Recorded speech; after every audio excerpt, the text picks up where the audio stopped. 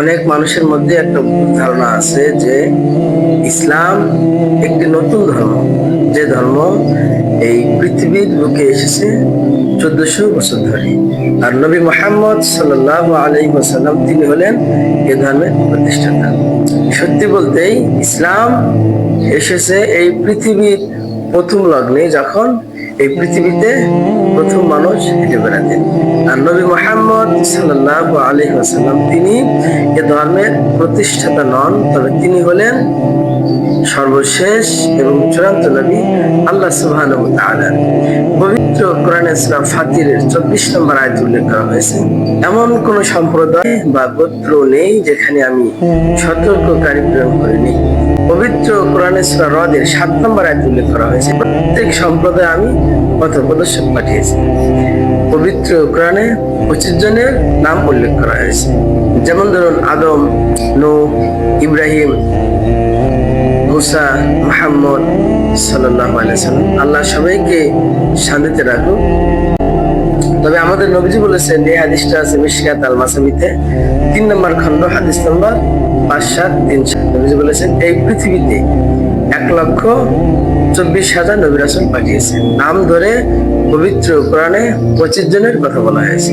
তবে যেসব নবী রাসূল মুহাম্মদ সাল্লাল্লাহু আলাইহি ওয়াসাল্লামের আগে এসেছেন, তারা শুধু তাদের সম্প্রদায়ের জন্য, তাদের গোত্রের জন্য।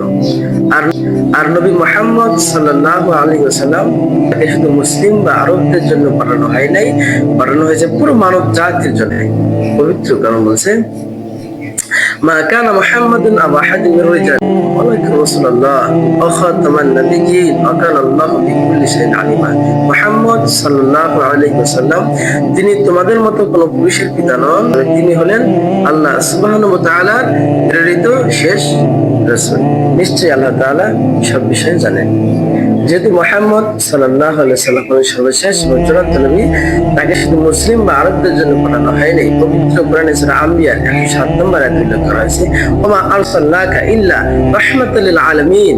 আমি তো তোমাকে পাঠিয়েছি সমগ্র বিশ্ববাসীর প্রতি রহমত হিসেবে, সমগ্র মানব জাতির প্রতি রহমত হিসেবে।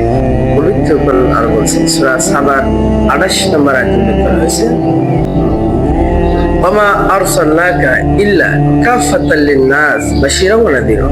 আমি তো তোমাকে পাঠিয়েছি সমগ্র মানব জাতির রাসূল হিসেবে, সুসংবাদ দেবে এবং সতর্ক করবে, কিন্তু অধিকাংশ মানুষ এটা জানে না। পবিত্র কোরআন বলছে, লিকুল্লি আজলিন কিতাব, প্রত্যেক যুগে আমি কিতাব নাযিল করেছি। পবিত্র কোরআনে 4টার কথা বলা হয়েছে, যেমন ধরুন তাওরাত, জাবুর, ইনজিল, কোরআন। তাওরাত হলো সেই আসমানি কিতাব যেটা নাযিল হয়েছে মুসা আলাইহিস সালাম। জাবুর হলো সেই আসমানি কিতাব যেটা নাযিল হয়েছে দাউদ আলাইহিস সালাম। ইনজিল হলো সেই আসমানি কিতাব যেটা নাযিল হয়েছে ঈসা আলাইহিস সালামের উপরে। আর কোরআন হলো সর্বশেষ এবং চূড়ান্ত আসমানি কিতাব যেটা নাযিল হয়েছে সর্বশেষ এবং চূড়ান্ত নবী মুহাম্মদ সাল্লাল্লাহু আলাইহি ওয়াসাল্লামের উপরে। পবিত্র কোরআন বলছে, সূরা ইব্রাহিমের 12 নম্বর আয়াতে উল্লেখ করা হয়েছে যে এটা মানব জাতির জন্য একটা বার্তা, যাতে করে তারা সতর্ক হয়ে যায় এবং জানতে পারে স্রষ্টা কেবলমাত্র একজন, এবং বোধ সম্পূর্ণ লোকেরা যাতে করে সতর্ক হয়ে যায়। কোরআন শুধু মুসলিম বা আরবদের জন্য পাঠানো হয়নি, পাঠানো হয়েছে পুরো মানব জাতির জন্য। পবিত্র কোরআন অনেক জায়গায় বলছে যে কোরআন নাযিল হয়েছে পুরো মানব জাতির জন্য। পবিত্র কোরআন বলছে সূরা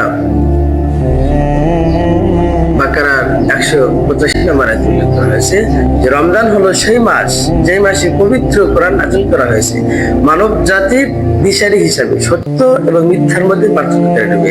পবিত্র কোরআন বলছে সূরা জুমারের 41 নম্বর আয়াতে উল্লেখ করা হয়েছে যে আমি নাযিল করেছি মুহাম্মদ সাল্লাল্লাহু আলাইহি সাল্লামের উপরে, যাতে করে মানব জাতিকে পথ দেখানোর জন্য। তাহলে কোরআন শুধু মুসলিম বা আরবদের জন্য পাঠানো হয়নি, পাঠানো হয়েছে পুরো মানব জাতির জন্য। বর্তমানে যে আসমানি কিতাব এই পৃথিবীতে আছে, যেটা একেবারে আগের মধ্যে আছে সেটা হলো পবিত্র কোরআন। পবিত্র কোরআন স্পষ্ট করে বলছে যে সূরা হিজরের 9 নম্বর আয়াতে আল্লাহ তাআলা বলছেন যে আমি কোরআন অবতীর্ণ করেছি, আমি এর সংরক্ষক। তাহলে কোরআন শুধু মুসলিম বা আরবদের জন্য পাঠানো হয়েছে পুরো মানব জাতির জন্য।